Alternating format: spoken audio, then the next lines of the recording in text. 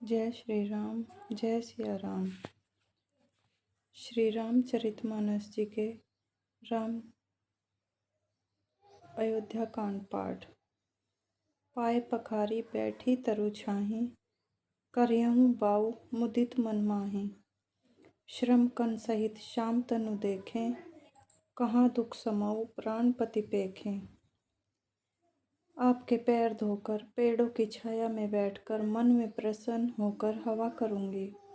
पंखा झलूंगी पसीने की बूंदों सहित, श्याम शरीर को देखकर प्राणपति के दर्शन करते हुए दुख के लिए मुझे अवकाश ही कहाँ रहेगा। सममही तृण तरु पल्लव डासी, पाए पलोटे ही सब निसी दासी। बार बार मृदु मूर्ति जोही, लागही तात बयारी न मोही। समतल भूमि पर घास और पेड़ों के पत्ते बिछाकर यह दासी रात भर आपके चरण दबावेगी। बार बार आपकी कोमल मूर्ति को देखकर मुझको गर्म हवा भी न लगेगी। को प्रभु संग मोही चितवनी निहारा, सिंध बधुही जिमि ससक सियारा। मैं सुकुमारी नाथ बन जोगी, तुम्हि उचित तप मों कहूँ भोगू। प्रभु के साथ रहते मेरी ओर आंख उठाकर देखने वाला कौन है, अर्थात कोई नहीं देख सकता। जैसे सिंह की स्त्री सिंहनी को खरगोश और सियार नहीं देख सकते, मैं सुकुमारी हूँ और नाथ वन के योग्य है। आपकी तो तपस्या उचित है और मुझको विषय भोग। ऐसे वचन कठोर सुनी जऊँ न हृदय बिलगान, तब प्रभु विषम वियोग दुख सहहि पावर प्राण। ऐसे कठोर वचन सुनकर भी जब मेरा हृदय न फटा, तो हे प्रभु मालूम होता है ये पामर प्राण आपके वियोग का भीषण दुख सहेंगे।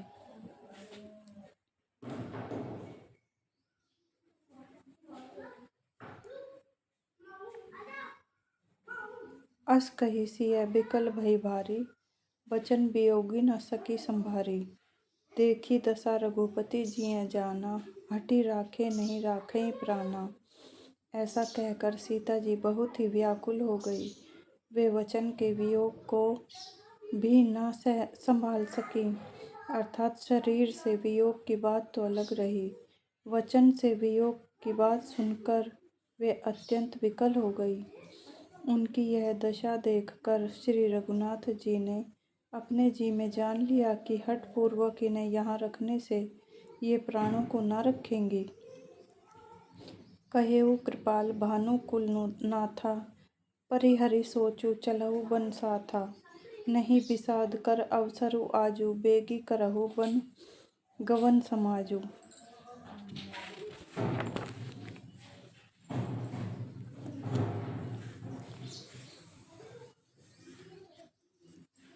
तब कृपालु सूर्यकुल के स्वामी श्री रामचंद्र जी ने कहा कि सोच छोड़कर मेरे साथ वन को चलो। आज विषाद करने का अवसर नहीं है, तुरंत वन गमन की तैयारी करो। कही प्रिय वचन प्रिया समुझाई, लगे मातु पद आशीष पाई। बेगी प्रजा दुख में टब आई, जननी निठुर बिसरी जनि जाई।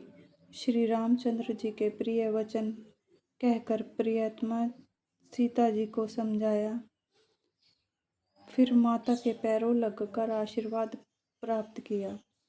माता ने कहा, बेटा जल्दी लौटकर प्रजा के दुख को मिटाना और यह निठुर माता तुम्हें भूल न जाए। फिर ही दशा विधि बहुरी की मोरी, देखऊँ नयन मनोहर जोरी। सुदिन सुघरी तात कब होही, जननी जियत बदन विधु जोही। हे विधाता, क्या मेरी दशा भी फिर पलटेगी? क्या अपने नेत्रों से मैं इस मनोहर जोड़ी को फिर देख पाऊंगी? हे पुत्र, वह सुंदर दिन और शुभ घड़ी कब होगी जब तुम्हारी जननी जीते जी तुम्हारा चांद सा मुखड़ा फिर देखेगी? बहुरी वच कही लालू, कही रघुपति रघुबरदा।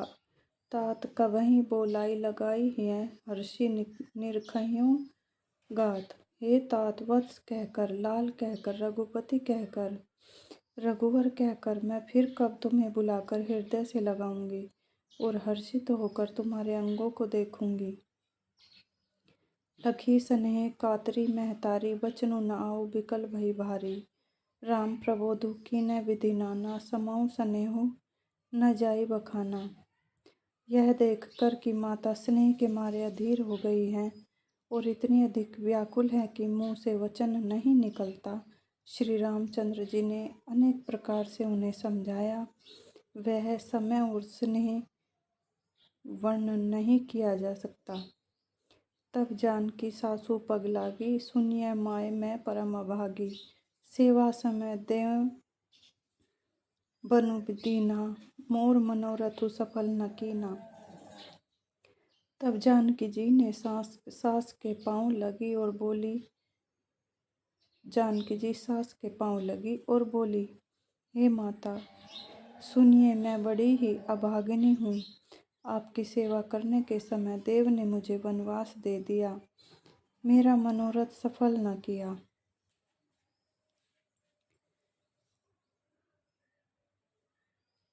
तजब छोबू जनी छाड़िया छोहू करमू कठिन कछु दोसु न मोहू। सुनी सिय बचन सासु अकुलानी दशा कवनी विधि कहूँ बखानी।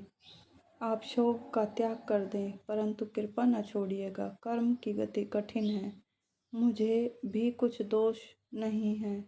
सीता जी के वचन सुनकर सास व्याकुल हो गई। उनकी दशा को मैं किस प्रकार बखान कर कहूँ। 12 बार लाई उर लीनी धरी धीर जो सिख आशीष देनी अचल हो अहि बातु तुम्हारा। जब लगी गंग जमुन जलधारा, उन्होंने सीता जी को बार बार हृदय से लगाया और धीरज धरकर शिक्षा दी और आशीर्वाद दिया कि जब तक गंगा जी और यमुना जी में जल की धारा बहे तब तक तुम्हारा सुहाग अचल रहे। सीता ही सासु आशीष सिख दीनी अनेक प्रकार चली नाई पद पदुम सिरु अति हित। 12 बार सीता जी को सास ने अनेकों प्रकार से आशीर्वाद और शिक्षाएं दी और वे सीता जी बड़े ही प्रेम से बार बार चरण कमलों में सिर नवाकर चलीं। समाचार जब लक्ष्मण पाए व्याकुल बिलख बदन उठी धाये। कंप पुलक तन नयन सनीरा गहे चरण अति प्रेम अधीरा। जब लक्ष्मण जी ने यह समाचार पाए तब वे व्याकुल होकर उदास मुंह उठ दौड़े। शरीर कांप रहा है, रोमांच हो रहा है, नेत्र आंसुओं से भरे हैं। प्रेम से अत्यंत अधीर होकर उन्होंने श्री राम जी के चरण पकड़ लिए। कहीं न सकत कछु चितवत ठाड़े मीनू दीन जनु जलते काढ़े। सोचू हृदय विधि का होनिहारा सब सुखो सुकृत सिरान हमारा। वे कुछ कह नहीं सकते, खड़े खड़े देख रहे हैं। ऐसे दीन हो रहे हैं मानो जल से निकाले जाने पर मछली दीन हो रही हो। हृदय में यह सोच है कि हे विधाता क्या होने वाला है। क्या हमारा सब सुख और पुण्य पूरा हो गया। मुँह कहूँ कहा कहब रघुनाथा राखई भवन की ले ही साथा। राम बिलो की बंधु कर जोरे देह के सब संत त्रैनु तोरे।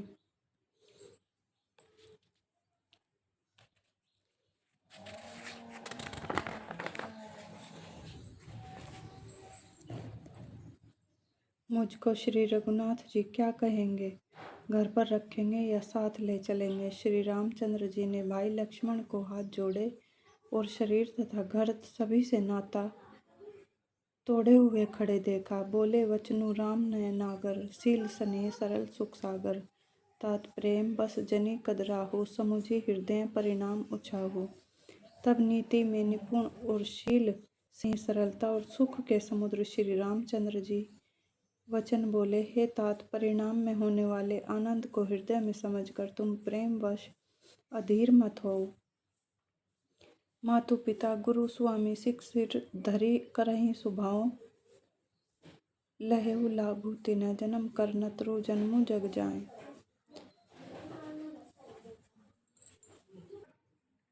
जो लोग माता पिता गुरु और स्वामी की शिक्षा को स्वाभाविक ही सिर पर चढ़ाकर उसका पालन करते हैं, उन्होंने ही जन्म लेने का लाभ पाया है, नहीं तो जगत में जन्म व्यर्थ ही है।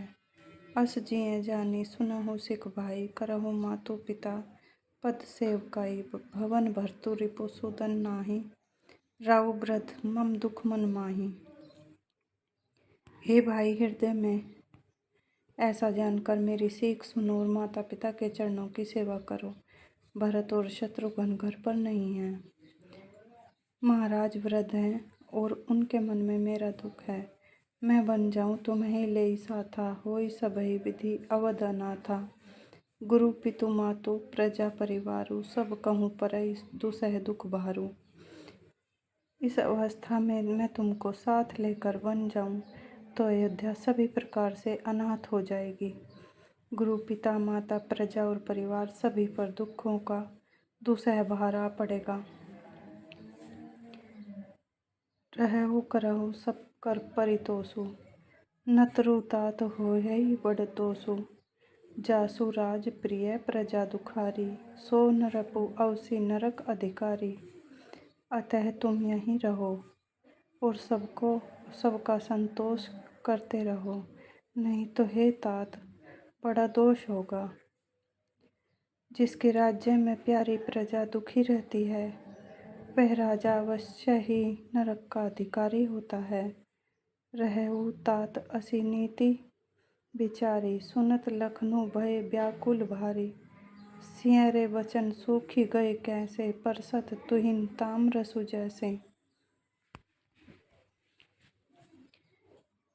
हे तात, ऐसी नीति विचार कर तुम घर रह जाओ। यह सुनते ही लक्ष्मण जी बहुत ही व्याकुल हो गए।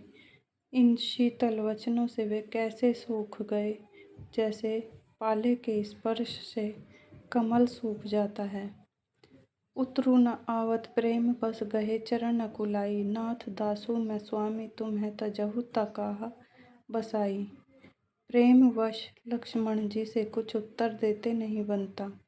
उन्होंने व्याकुल होकर श्री राम जी के चरण पकड़ लिए और कहा, हे नाथ, मैं दास हूँ और आप स्वामी हैं, अतः आप मुझे छोड़ ही दें तो मेरा क्या वश है। दीनी मोहि सिखनी की गोसाई, लागी अगम अपनी कदराई। नरवर धीर धर्म दुर्धारी, निगम नीति कहते कहते अधिकारी। हे स्वामी, आपने मुझे सीख तो बड़ी अच्छी दी है, पर मुझे अपनी कायरता से वह मेरे लिए अगम पहुँच के भार लगी।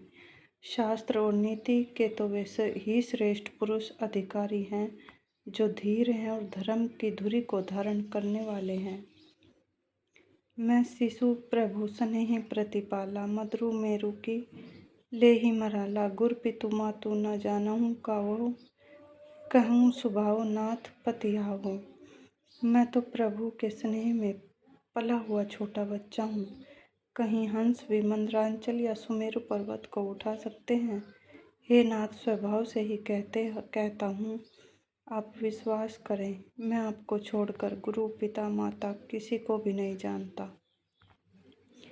जहाँ लगी जगत स्नेह सगाई, प्रीति प्रतीति निगम निजुगाई।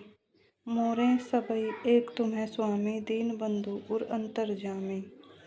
जगत में जहाँ तक स्नेह का संबंध है, प्रेम और विश्वास है, जिनको स्वयं वेद ने गाया है, हे स्वामी, हे दीन बंधु, हे सबके हृदय के अंदर की जानने वाले, मेरे तो वे सब कुछ केवल आप ही हैं। धर्म नीति उपदेश ये ताही, कीर्ति भूति सुगति प्रिय जाही। मन क्रम वचन चरण रत होई, कृपा सिंधु परिहरई की सोई। धर्म और नीति का उपदेश तो उसको करना चाहिए जिसे कीर्ति विभूति या सद्गति प्यारी हो, किंतु जो मन वचन और कर्म से चरणों में प्रेम रखता हो, हे कृपा सिंधु, क्या वह भी त्यागने के योग्य है। जय श्री राम, जय सिया राम। श्री रामचरितमानस जी की जय। जय जय राम।